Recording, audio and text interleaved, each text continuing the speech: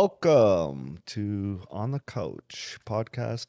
I am one of your hosts, Danny Cardozo, and I am with Johnny Supa. Good afternoon.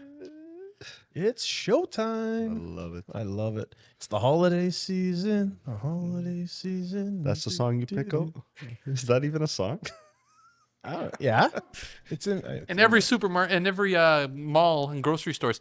Let's talk about these tops. What are we doing today? It's Christmas past. Come on, let's go. Well, we're trying to stay in the festive spirit. Yeah, Yep. festive spirit. I would have worn my Christmas shirt. Although after today, probably today, we stopped hearing the music in the malls and stuff. Every store you walk into, you would, some sort of it's not holidays. As predominant as it used to be, from what I think. And I think it's mainly because I don't listen to the radio as much as I used to, where you're listening to like 98.1 Chum FM. Now we're all over podcasts. You listen to whatever you want. Speaking of, welcome to another episode. On the couch. On the couch talk. What are we talking about today, Danny? What's happening next week? New Year's. New Year's, which means a new year. New year, new beginnings. Time to set new goals. If you haven't already, yeah, definitely. I think. Which I feel a lot of people don't. No, a lot of people don't. They I know. When I was growing up, it was like, people would give away some, or even still now, your New Year's resolution. If there's something like, if they're like, I want to stop doing this or I want to start doing this. I think people use it as a way to make themselves better. They do, right? Yep. So what is goal setting? Like, what is New Year's resolutions? And I think that's something that we're really good at because we talk about it a lot with our agents. We practice it quite a bit, Danny and I, in regards to our daily activities. This isn't something new to us. Actually, this is very passionate to us because it's our culture. Yeah. Goal setting is extremely important. Tracking your metrics. Yeah. Oh boy. Tracking metrics. That one is a heated one because people don't believe it. I'll give you an example. For those that have ever gone to the gym, and if you don't, you go today and you did 9 push-ups, and then you go back next week and you do 11, and you go in the week after and you do 12. If you don't track what you're doing, how do you know if you're improving? And you don't know if you're improving, and you can't. Or what you need to do to improve. Yeah, like do I need to make an adjustment? Mm-hmm. And the same thing goes with goal setting. So let's start from the beginning. What is a goal? What are goal settings, and what separates that from a resolution? First and foremost, I think resolutions are just a hoax. I think it's BS, and I think goal setting is probably the most important skill, and it is a skill. It's not a thing. Goal setting is a skill, and you're not going to get it the first time you try it. You're going to give up on it the second adversity comes in its way. You're going to lose momentum, and then you're going to, start on Monday again. Like, all those things come into play. But what is goal setting? Like, do you remember the first time you set goals? Yeah, I think so. In this business, for sure. In this business, yeah. Yeah, it actually took me a while to set that goal because I'm like probably like 90% of mortgage agents that, I'll just wait for my phone to ring or not do the extra work or whatever the case is. When I first started, I didn't know any better. So what are goals? Like, people look at goals as a few things. Goals can be income. Goals could be activities. Goals could be milestones. Goals could be what you want your future to be. Yeah, and I don't think many people look at it like that. So let's dive into this real quick. So I guess when I first wrote my first goal, I chose where I wanted my income to be, and with that income, I would figure my family would be here. I'll be able to do this, and I'll be able to do that because of the income I've chose. Your most largest expense. That's part of the tracking process of setting a goal. Yes. So once you put that in order, then you have to say, okay, what does the vision look like? What do I want to accomplish? And if you don't put that down on paper, you're not doing nothing. If you fail to plan, you plan to fail, all those great sayings and all that good stuff. But when you put it down on paper, you say, okay, I want to make Let's use $100,000 as an example. Let's use 200. Huh? Use 200. Okay, 200. Okay, 'cause- 100. Well, 100,000 nowadays is 100 not. easy for numbers. Yeah, 100, yeah. So what should you be doing? Well, first and foremost, you should be reverse engineering that. Right. Okay. So how do you get to $100,000 is not what you do today. It's this is the end goal. And what do I need to do to get to that goal? So in our business, for instance, or any sales business, it's what activities do I do to get there? So first and foremost, how do you set your mindset? How do you get yourself into character? It's no different than an actor getting on a stage and just about to practice his lines. He has to be in that character, right?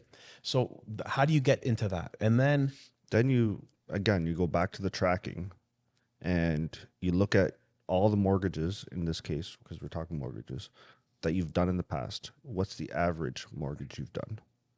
You got to break that down to see how many mortgages you got to do to achieve that goal. Yep. To simplify, you need a goal tracking sheet. Yep. Okay, what is that? Where do I get it? So we have them here that Danny and I have created. They're simple calculated formulas that we use on. So, okay, I think I need it in front of me.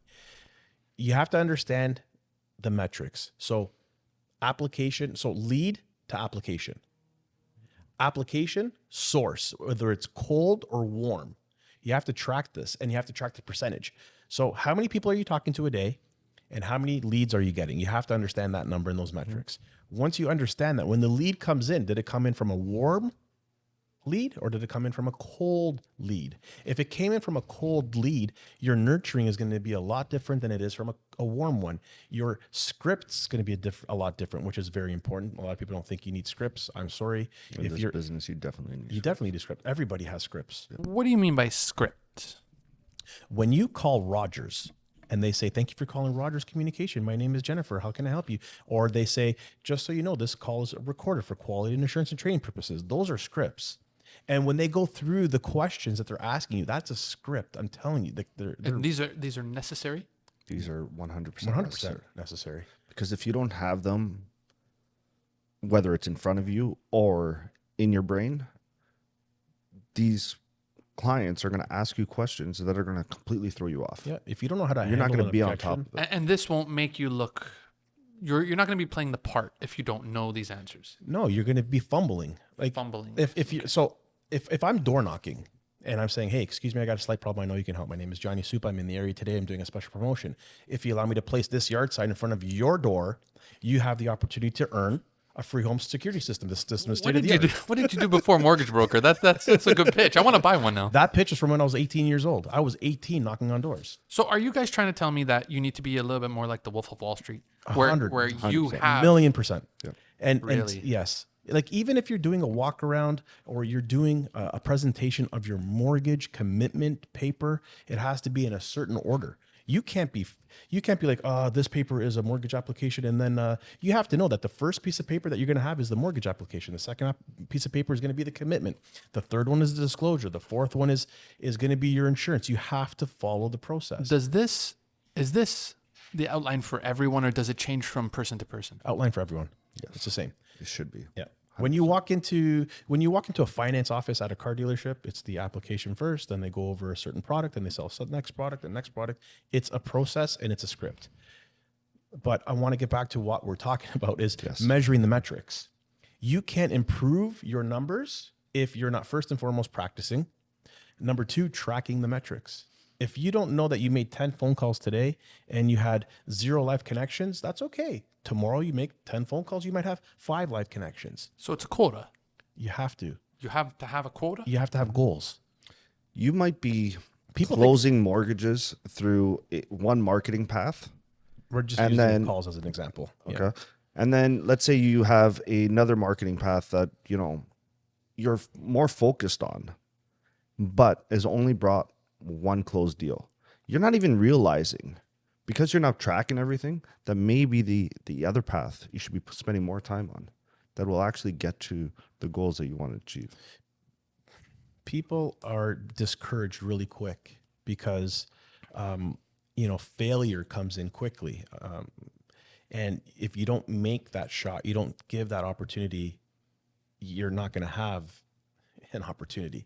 And people say, oh, well, you must be lucky. You got a lot of friends and a great network. No, it doesn't work that way. It works when I'm prepared, an opportunity arises. When those two things meet is when I get lucky. But it happens because I set a goal. My goal is that every single day I'm going to wake up. I'm going to do, for me, it's mindset conditioning. I'm going to make sure I'm in the right mindset to be positive. Once that's done, I'm doing my social media. I'm making sure that my posts are out. I'm making sure that happens. Next thing after that is I'm getting in the zone. Whether I'm reading an affirmation or I'm reading my mission statement, whatever that might be, once I'm done that process, I'm getting into the calls. And the calls is, hey, it's Johnny Supa. The reason I'm calling is because I came across your social media feed and I love what I see. Whatever your script has to be. If you're a new agent in this business and you're not building your referral sources, if you're not doing presentations and you're not practicing these presentations, if you're not making goals and you're not tracking your metrics, you're not going to know what to do. It's that simple. And if you don't you're not going to succeed in this business if you're just sitting around waiting for your phone to ring. Some might get it's not luck. Some people are prepared. Yep. Opportunities arise. Their preparation is there because they've done preparation when no one's looking, and they've done it. But if you're knocking on doors, it might take you 100 doors. It could take you 5 doors. Was that your stomach? Holy smokes. Is that loud? Yeah, The speaker picked that up. Jesus, I hope that you can take that out of there. Let me jump in. So the metrics, when you get together with your team every week, do you discuss these metrics with them? Yep. Okay. And what do you feel, for everyone watching, what is the number one takeaway from something like that? You have to take the data that you've done that day and you got to put it in the spreadsheet. If you don't, you're never going to know where you're at. So you have to know that I made 10 phone calls. I had a live connection with 3. That means that 30% of the people are answering the phone, right? That's the number. So now, is it the matter of the time of the day I'm calling? Should I change that day to increase that percentage to get a better outlook? Or do I make 20 phone calls to have 9 live connections? Then my ratios change. Do you feel that meditating at the beginning of the day or doing a gratitude journal and all this helps to implement the metrics of the system that you want to put in? So It changes your mindset and it gets you focused on path that you wanna everyone's go different. Everyone's different. But I think us as a team, having the same culture and the same mindset, drinking the same juice, having the same word tracks, understanding that when I say something like, 7 by 70, people know what that means because that requires a daily routine. The 70 by 70 is not something that is taken lightly. If you're in and part of the challenge and you're tracking your metrics, you're only going to succeed and get better because you understand where you need to make things or make a shift. If you're making 3 live connections and you're only booking 1 appointment, or no appointments, is there something you're saying incorrectly inside your script? Are you not asking for the business? Are you not asking for the appointment? Are you not saying that you're in the neighborhood today? Like whatever the case might be, you have to have that metric so you know that, hey, I need to make this change. Give you an example. Like yesterday I was playing basketball with Jesse. We're at the basketball court and he's missing his shots. He's like, Daddy, I suck. I'm like, you don't suck.